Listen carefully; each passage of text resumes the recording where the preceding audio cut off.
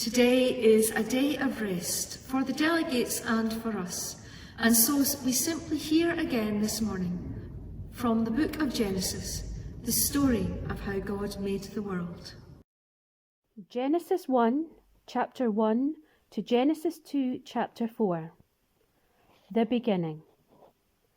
In the beginning, God created the heavens and the earth. Now the earth was formless and empty. Darkness was over the surface of the deep, and the Spirit of God was hovering over the waters. And God said, "Let there be light." And there was light. God saw the light was good. And he separated the light from the darkness. God called the light Day, and the darkness he called night. And there was evening and there was morning, the first day. And God said, Let there be a vault between the waters to separate water from water. So God made the vault and separated the water under the vault from the water above it. And it was so. God called the vault Sky. And there was evening and there was morning, the second day. And God said, Let the water under the sky be gathered to one place, and let dry ground appear. And it was so. God called the dry ground Land.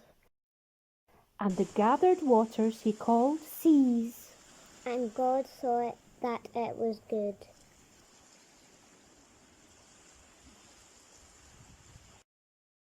Then God said, Let the land produce vegetation, seed-bearing plants and trees on the land that bear fruit with seed in it, according to their various kinds. And it was so. The land produced vegetation, plants bearing seed according to their kinds, and trees bearing fruit with seed in it according to their kinds. And God saw that it was good. And there was evening and there was morning, the third day. And God said, Let there be lights in the vault of the sky to separate day from night, and let them serve as signs to mark sacred times and days and years, and let them be lights in the vault of the sky to give light on the earth. And it was so. God made two great lights, the greater light to govern the day and the lesser light to govern the night. He also made the stars. God set them in the vault of the sky to give light on the earth, to govern the day and the night, and to separate light from darkness. And God saw that it was good. And there was evening and there was morning, the fourth day. And God said, Let the water teem with living creatures, and let birds fly above the earth across the vault of the sky. So God created the great creatures of the sea, and every living thing with which the water teems, and that moves about in it, according to their kinds, and every winged bird according to its kind.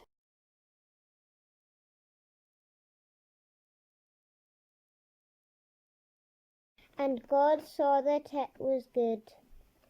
God blessed them and said, Be fruitful and increase in number, and fill the waters in the seas, and let the birds increase on the earth. And there was evening and there was morning, the fifth day.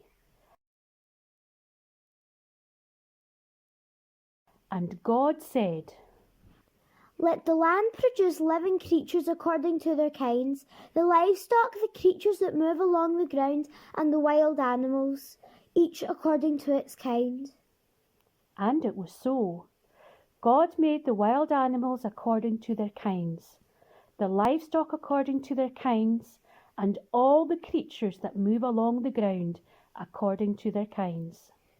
And God saw that it was good.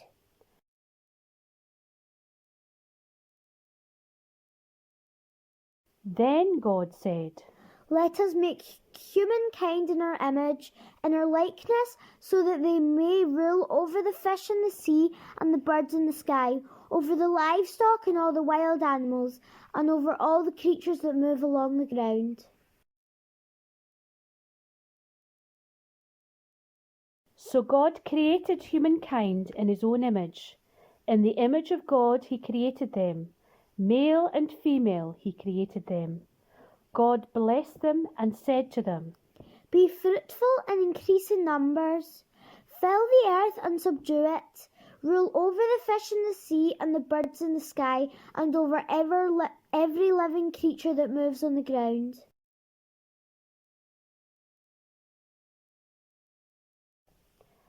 Then God said, I give you every seed-bearing plant on the face of the whole earth, and every tree that has fruit with seed in it.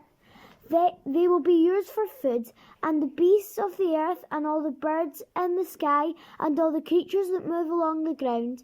Everything that has the breath of life in it, I give every green plant for food. and it was so.